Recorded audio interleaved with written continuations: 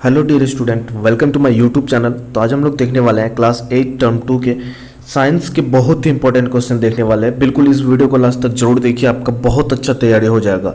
और इससे पहले आपको 2 वीडियो करवा दिए हैं, तो उसको अगर आप अभी तक नहीं देखें तो उसका लिंक हमारे डिस्क्रिप्शन पर दे दिया गया, वहाँ से आप बिल्कुल देख सकते हैं। ये बहुत ही इंपॉर्टेंट क्वेश्चन लिया गया है, इससे ज़्यादा से ज़्यादा प्रश्न पूछने की संभावना है। तो चलिए वीडियो को करते हैं फटाफट स्टार्ट। और आपको बता दें, अगर आप कंप्लीट सिलेबस चाहते हैं कि कंप्लीट सिलेबस की तैयारी करें, तो उसके लिए आपको हमारे टेलीग्राम पर जुड़ना होगा, जहाँ पे वीडियोस सिलेबस के आधार पर आपका पीडीएफ रेडी किया गया है, उसका फाइल जो है हमारे टेलीग्राम पर अपलोड कर दिया गया। वहाँ पे बिल्कुल जुड़ जाइए, आपको शॉर्ट टाइम पे ज़्यादा से ज़्यादा तैयारी होगा और आप लोग का गर्दा रिजल्ट होने वाला है। तो चलिए सबसे पहला नंबर क्वेश्चन की ओर बढ़ते हैं। बिल्कुल इसी आधारित प्रश्न रहेगा आपका, इससे प्रश्न ज़्यादा से ज़्यादा पूछने की संभावना है। देखिए पहला प्रश्न में रहेगा, अति लघु प्रश्न रहेगा। 1 से 8 प्रश्न में किन्हीं 6 प्रश्न का उत्तर दें। पहला प्रश्न है, किसी दोलन के आवर्तकाल से क्या अभिप्राय है, इसका ऐसा मात्रक क्या है। उसके बाद दूसरा नंबर प्रश्न है, आपतन बिंदु से क्या समझते हैं, आपतन बिंदु से क्या समझते हैं। तीसरा नंबर प्रश्न है, अभिहरण क्या है। 4 नंबर प्रश्न है, रेड डाटा पुस्तक क्या है। 5 नंबर प्रश्न है, ताड़वत्व क्या है। उसके बाद 6 नंबर प्रश्न है, आपतित किरण से क्या समझते हैं। 7 नंबर प्रश्न है, प्राथमिक प्रदूषण के 2 उदाहरण दें। और 8 नंबर प्रश्न है, सीएनजी और एलपीजी का विस्तारित रूप लिखें। तो बिल्कुल ये सारे प्रश्न का उत्तर आपको हम आगे वीडियो में करवाने वाले हैं, इसी वीडियो में। तो बिल्कुल वीडियो को लास्ट तक जरूर देखिए। सबसे पहले इस क्वेश्चन को देख लेते हैं, उसके बाद आगे बढ़ते हैं हम लोग। कहेगा प्रश्न संख्या 9 से 13 तक किन्हीं 4 प्रश्नों का उत्तर दें। और बिल्कुल आप लोग को ध्यान से पहले क्वेश्चन को पढ़ना है और आप लोग को आराम से लिखना है, कोई हड़बड़ी नहीं है। और आप लोग को गर्दा मचा के आना है, ताकि गर्दा आप मचाए और रोशन मेरा नाम हो। और बिल्कुल पहले आप कंप्लीट, आपके पास अभी पूरा टाइम है, तो आप सिलेबस को बिल्कुल अच्छा तरीके से एक बार पढ़ लीजिए। बहुत अच्छा तरीके से लिखा गया है। या नहीं तो आपके पास अगर वर्मा टुडे का गैस पेपर है, तो उससे आप तैयार कीजिए, उससे तैयार कीजिए रिड्यूस सिलेबस के आधार पर, और आपका एग्जाम गर्दा जाएगा। 9 नंबर प्रश्न है, कह रहा है नर और मादा के लैंगिक गुणसूत्र कौन से हैं। 10 नंबर प्रश्न है, मादा मानव में जनन प्रक्रिया की अवधि क्या है। 11 नंबर प्रश्न है, कामनीदार तुला किस काम आती है।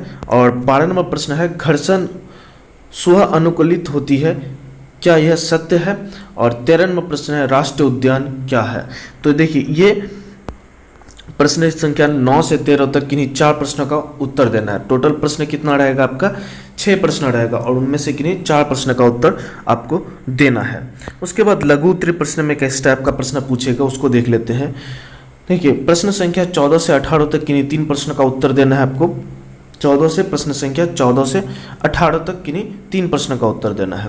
पहला प्रश्न देख लेते हैं हम लोग। ये सारे इंपॉर्टेंट प्रश्न है, बहुत ही इंपॉर्टेंट प्रश्न है। पहला प्रश्न है आपका, पार्श्विक ध्वनि किसे कहते हैं। पार्श्विक ध्वनि के 2 उपयोग लिखें। उसके बाद है 15 नंबर प्रश्न कर रहा है, वनोन्मूलन क्या है, इनके 2 प्राकृतिक कारण क्या है। और 16 नंबर प्रश्न में एक नॉमेरिकल पूछ रहा है, कह रहा एक मच्छर अपने पंख को 400 कंपन की प्रति सेकंड की औसत दर से कंपित करके ध्वनि उत्पन्न करता है, तो कंपन का आवर्तकाल ज्ञात करें। ये इंपॉर्टेंट क्वेश्चन है, इससे ज़्यादा से ज़्यादा प्रश्न आपका एग्जाम में पूछेगा। उसके बाद है 17 नंबर प्रश्न है, कार्बन मोनोऑक्साइड गैस क्यों नुकसानदेही है, इसके बारे में वर्णन करना है आपको। और 18 नंबर प्रश्न है, वायु प्रदूषण के कौन कौन से कारक हैं। उसके बाद आगे है रहेगा आपका, कहेगा प्रश्न संख्या 19 से 22 तक किन्हीं 2 प्रश्न का उत्तर दें। 4 प्रश्न रहेगा, उनमें से किन्हीं 2 प्रश्न का उत्तर देना है। बिल्कुल इसी आधारित आपका एग्जाम होने वाला है, तो आप लोग को गर्दा मचाने में सहूलियत मिलेगा। देखिए 19 नंबर प्रश्न है, नियमित तथा पार्श्विक परिवर्तन में अंतर बताएं। 20 नंबर प्रश्न है, मानव नेत्र का एक नामांकित चित्र बनाना है, नामांकित चित्र बनाना है। 21 नंबर प्रश्न है, सप घर्षण और स्थितिक घर्षण से कम क्यों होती है। सब घर्षण स्थितिक घर्षण से कम क्यों होती है, इसके बारे में बताना है। 22 नंबर प्रश्न है, गौण लैंगिक लक्षण परिभाषा दे, इसका परिभाषा आपको देना है। तो बिल्कुल ये सारे प्रश्न का उत्तर आपको हम इसी वीडियो में करवाने वाले हैं, तो वीडियो को लास्ट तक जरूर बने रहिए वीडियो में। उसके बाद दीर्घ प्रश्न में रहेगा, दो प्रश्न रहेगा, किन्हीं एक प्रश्न का उत्तर देना है। प्रश्न संख्या 23 और 24 में किन्हीं एक प्रश्न का उत्तर देना है। पहला है, अम्ल वर्षा क्या है और कैसे होता है? अम्ल वर्षा के कौन कौन से दुष्परिणाम है? और 24 नंबर प्रश्न है, चिड़ियाघर तथा अभयारण्य में अंतर स्पष्ट करें। तो ये बहुत ही इंपॉर्टेंट क्वेश्चन है। तो बिल्कुल इससे ज़्यादा जरूरी नहीं है कि सब क्वेश्चन यहीं से पूछे, इससे ज़्यादा क्वेश्चन आपका एग्जाम में पूछेगा और आप लोग को गर्दा मचा के आना है। चलिए हम लोग आंसर देखते हैं। सबसे पहले नंबर प्रश्न है कड़ा है, किसी दोलन के आवर्तकाल से क्या अभिप्राय है, इसका एसआई मात्रक बताएं। तो इसका उत्तर लिखना है, एक दोलन पूरा करने में लिया गया समय को आवर्तकाल कहते हैं। क्या कहते हैं इसको? आवर्तकाल कहते हैं। इसका एसआई मात्रक सेकंड होता है। क्या होता है इसका एसआई मात्रक? सेकंड होता है। आवर्तकाल किसे कहते हैं? एक दोलन पूरा करने में लिया गया समय को आवर्तकाल कहते हैं। इसका एसआई मात्रक क्या होता है? सेकंड होता है। दूसरा नंबर प्रश्न था, आपतन बिंदु से क्या समझते हैं? तो आपतन कोण आपतित किरण तथा अविलंब के बीच बना कोण को आपतन कोण कहते हैं। किसको कहते हैं आपतन कोण? आपतन बिंदु किसको कहते हैं? आपतन कोण आपतित किरण तथा अविलंब के बीच बना कोण को क्या कहते हैं? आपतन कोण कहते हैं। तीसरा नंबर प्रश्न था आपका, अभयारण्य क्या है? तो वह स्थान जहां प्राणी तथा जंतु को मारना या शिकार करना अथवा पकड़ना पूर्णतः निषेध होता है, मना होता है, उसी को अभयारण्य कहते हैं। क्या कहते हैं उसको? अभयारण्य कहलाता है। उसके बाद 4 नंबर प्रश्न था आपका, रेड डाटा पुस्तक क्या है? ये सारे क्वेश्चन जो है बहुत इंपॉर्टेंट क्वेश्चन है। रेड डाटा पुस्तक वह पुस्तक है जिसमें सभी संकटपनन स्पीशीज का रिकॉर्ड रखा जाता है। पौधे, जंतु और अन्य स्पीशीज के लिए अलग अलग रेड डाटा बुक होते हैं या रेड डाटा पुस्तक होते हैं। उसके बाद 5 नंबर प्रश्न था आपका, ताड़वत्व क्या है? तो ताड़वत्व वह गुण है जिससे हमारे कान पतले और मोटे, तीक्ष्ण और कर्क स्वरों की पहचान कर सकता है। उससे क्या होता है? जो मोटे आवाज़ या तीक्ष्ण आवाज़ या कर्क आवाज़ जो है उसको पहचान करता है।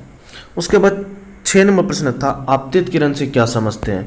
तो आपतित किरण किसी प्रकाश पुंज से समतल सतह पर पड़ने वाली किरण आपतित किरण कहलाता है। कौन सा? आपतित किरण किसे कहते हैं? किसी प्रकाश पुंज से समतल सतह पर पड़ने वाली किरण को क्या कहते हैं? आपतित किरण कहते हैं। 7 नंबर प्रश्न था आपका, प्राथमिक प्रदूषण के 2 उदाहरण दे। तो प्राथमिक प्रदूषण के 2 उदाहरण क्या क्या है? ज्वालामुखी, पहला है ज्वालामुखी के विस्फोट से निकलने वाली राख एवं धुआं। उसके बाद कोयले और तेल के जलने से उत्पन्न कार्बन डाइऑक्साइड। ये प्राथमिक प्रदूषण के 2 उदाहरण है। उसके बाद था 8 नंबर, सीएनजी और एलपीजी की विस्तारित नाम लिखें, मतलब फुल फॉर्म लिखना है। तो सीएनजी का जो होता है उसका क्या होता है? कंप्रेस्ड नेचुरल गैस, मतलब सपंडीय प्राकृतिक गैस। और एलपीजी का क्या होता है? लिक्विड पेट्रोलियम गैस, द्रवित पेट्रोलियम गैस। तो ये 8 नंबर का आंसर हो गया। उसके बाद 9 नंबर प्रश्न था कह रहा है, नर और मादा के लैंगिक गुणसूत्र कौन कौन से हैं? तो मादा में दो एक्स गुणसूत्र होते हैं, एक्स एक्स जिसको कहते हैं हम लोग, जबकि नर में एक्स गुणसूत्र होते हैं, दूसरा वाई गुणसूत्र होते हैं। और उसमें क्या होता है? नर में एक्स वाई दोनों होते हैं। उसके बाद 10 नंबर प्रश्न था, मानव में जनन प्रक्रिया की अवधि क्या होती है? मानव में जनन की प्रक्रिया की अवधि क्या होती है? तो मादा जनन प्रक्रिया में जो होता है 10 से 12 वर्ष की आयु में विकसित होता है और ये 45 से 50 वर्ष की आयु में खत्म होता है, याद रखना ये। उसके बाद 10 नंबर प्रश्न था, कामनीदार तुल्य किस काम आती है? तो कामनीदार तुल्य एक ऐसा यंत्र है जिससे वस्तु पर लगे गुरुत्व बल को मापा जाता है। कामनीदार तुल्य किस काम का आता है? वस्तु पर जो लगे गुरुत्वीय बल है उसको मापने के लिए काम आता है।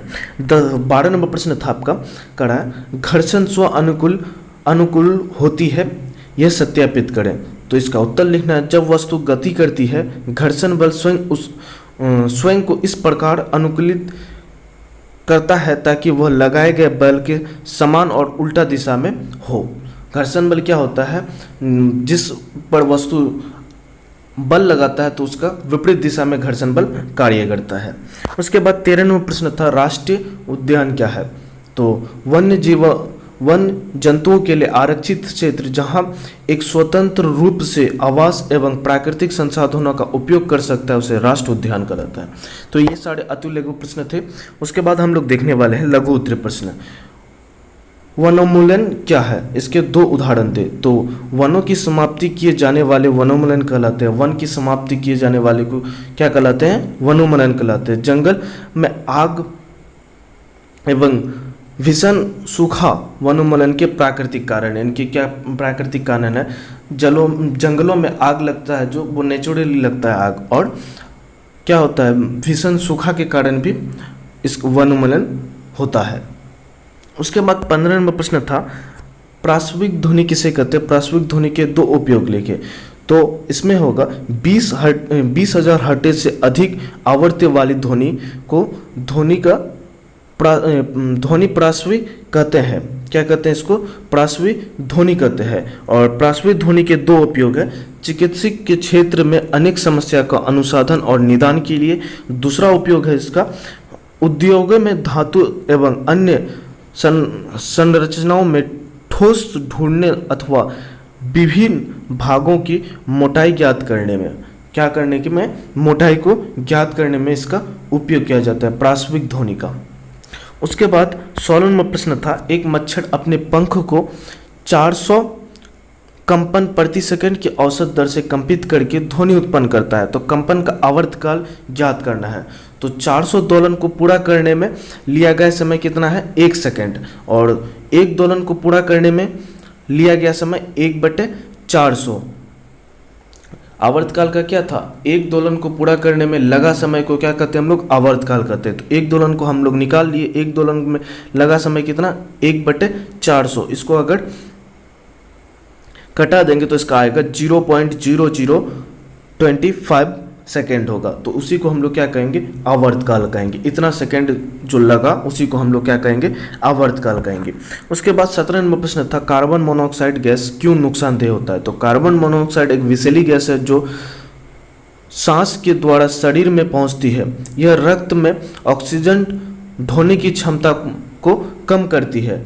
ऑक्सीजन की कमी शरीर के लिए घातक हो सकती है। अधिक मात्रा में कार्बन मोनोऑक्साइड ग्रहण करने से मनुष्य की मृत्यु भी हो सकती है, क्योंकि ऑक्सीजन की कमी होने लगेगा शरीर में, और शरीर में अगर ऑक्सीजन ही रहेगा तो वो आदमी कैसे जिंदा रहेगा।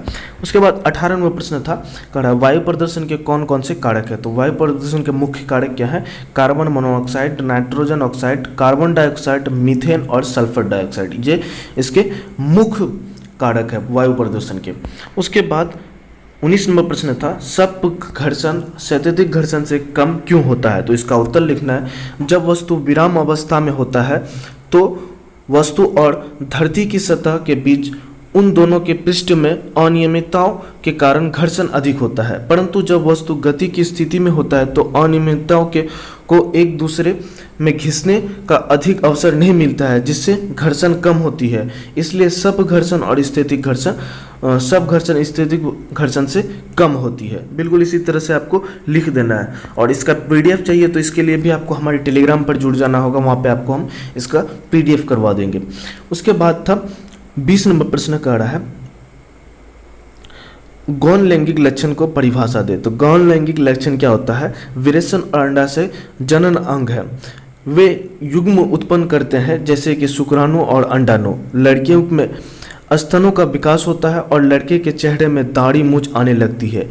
यह लक्षण लड़की और लड़के के भिन्न करने में मदद करता है। यह लक्षण लड़का और लड़की में अंतर स्पष्ट करने में मदद करता है। उसके बाद है, इसलिए इन्हें गौण लैंगिक लक्षण कहते हैं। इसीलिए हम लोग इसको क्या कहते हैं, गौण लैंगिक लक्षण कहते हैं। 21 नंबर प्रश्न था आपका करा है, नियमित और विसरित परावर्तन में अंतर स्पष्ट करें। तो नियमित और विसरित परावर्तन निम्नलिखित है। नियमित में क्या होता है, समतल और चिकने पृष्ठ पर परावर्तन होता है, जबकि विसरित में क्या होता है, विषम और अनियमित पृष्ठ पर परावर्तन होता है। उसके बाद परावर्तित किरण समांतर होती है, जबकि विसरित में क्या होता है, परावर्तित किरण असमांतर होती है। बिल्कुल इसी तरह से बना कर लिख देना है। उसके बाद 22 नंबर प्रश्न था, मानव नेत्र का एक चित्र बनाएं। तो मानव नेत्र का एक चित्र बना देना है। बिल्कुल इसी तरह का देख लीजिए, प्रैक्टिस कर लीजिएगा 1-2 बार इस चित्र पर, ताकि आपका वहाँ पे बिल्कुल बन जाए। यहाँ पे सारे चीज़ को आप लिखने का प्रयास करेंगे। जैसे यहाँ पे कॉर्निया दिया हुआ है, लेंस दिया हुआ है, परिताड़िका दिया हुआ है, पश्चिमी पेशी दिया है, रेटिना दिया है, उसके बाद प्रकाशिक तंत्रिका दिया है। तो ये सारी चीज़ पर एक बार प्रैक्टिस कर लीजिएगा। उसके बाद 23 नंबर प्रश्न था अम्ल वर्षा क्या है, इसे यह कैसे होता है, अम्ल वर्षा के कौन कौन से दुष्परिणाम है। तो वायु प्रदूषण के कारण वायुमंडल में उपस्थित सल्फर और नाइट्रोजन के ऑक्साइड वायु में उपस्थित जलवाष्प से प्रतिक्रिया करके क्रमशः गंध कमल और नाइट्रिक अम्ल का निर्माण करते हैं। ये अम्ल वर्षा जल के साथ मिलकर जब धरती पर गिरती है तब इन्हें अम्ल वर्षा कहते हैं। और अम्ल वर्षा के कारण नदियाँ, तालाबों तथा झीलों का जल पीने योग्य नहीं रहता है। जल में रहने वाले मछलियाँ, केकड़े एवं अन्य जलीय वनस्पतियाँ पर भी इसका दुष्प्रभाव पड़ता है। यह भूमि की उर्वरता को कम कर देता है। अम्ल वर्षा के कारण ताजमहल का संक्षारण हो रहा है। इस घटना को संगमरमर का कैंसर भी कहते हैं। मथुरा स्थित तेल परिशोधक कारखाने से निकलने वाले कण के कारण ताजमहल का रंग पीला हो रहा है। इसके कारण से क्या हो रहा है, ताजमहल का रंग पीला हो रहा है। उसके बाद 24 नंबर प्रश्न था चिड़ियाघर एवं अभयारण्य में क्या अंतर है। तो चिड़ियाघर अभयारण्य में अंतर जो है वो निम्नलिखित है। चिड़ियाघर क्या होता है, मानव के द्वारा निर्मित वे कृत्रिम आवास जिसमें विभिन्न प्रकार के जीव जंतु को रखा जाता है, उसे क्या कहते हैं, चिड़ियाघर कहते हैं। और अभयारण्य क्या होता है, वो क्षेत्र जहाँ पर जंतु एवं उनके आवास किसी भी प्रकार का विक्षोभ से पूरी तरह से सुरक्षित रहता है। उसके बाद है चिड़ियाघर में क्या होता है, चिड़ियाघर में अन्य वन्य प्राणी अपनी इच्छा से भ्रमण नहीं कर सकते। इनमें अधिकतर जीव पिंजरे में कैद होते हैं। और अभयारण्य में जंतु को एक प्राकृतिक आवास प्रदान कराते हैं जिनमें कोई भी जीव अपनी इच्छा से भ्रमण कर सकता है। इनमें किसी भी प्रकार का कैद नहीं किया जाता है। उसके बाद चिड़ियाघर में वन्य प्राणी के लिए अधिक आरामदायक स्थान नहीं है और अभयारण्य जो है वन्य प्राणियों के लिए एक आरामदायक और सुरक्षित आवास है। तो बिल्कुल इसी तरह से इसका अंतर लिख देना है। और ये तो आपका मॉडल सेट था, इंपॉर्टेंट क्वेश्चन का मॉडल सेट था। बिल्कुल इससे ज़्यादा से ज़्यादा प्रश्न पूछने का संभावना है। और कंप्लीट सिलेबस के लिए आपको हमारे टेलीग्राम पर जुड़ जाइए, क्योंकि आपको कंप्लीट सिलेबस आपको हम टेलीग्राम पर कवर कर देंगे, तो आपका गर्दा एग्जाम जाएगा, उससे बाहर नहीं जाएगा। यानी तो आपके पास बर्मा टुडे का गेस्ट पेपर है, तो उससे आप बढ़िया से तैयारी कीजिए ताकि आपका एग्ज़ाम अच्छा जाए। और best of luck for your exam, ताकि बहुत अच्छा से लिख के और आप आपके नाम के साथ साथ अपने पिता माता का रोशन करें और उसके साथ साथ मेरा भी नाम रोशन करें। तो फिर मिलते हैं नेक्स्ट वीडियो में, तब तक के लिए इतना ही। जय हिंद।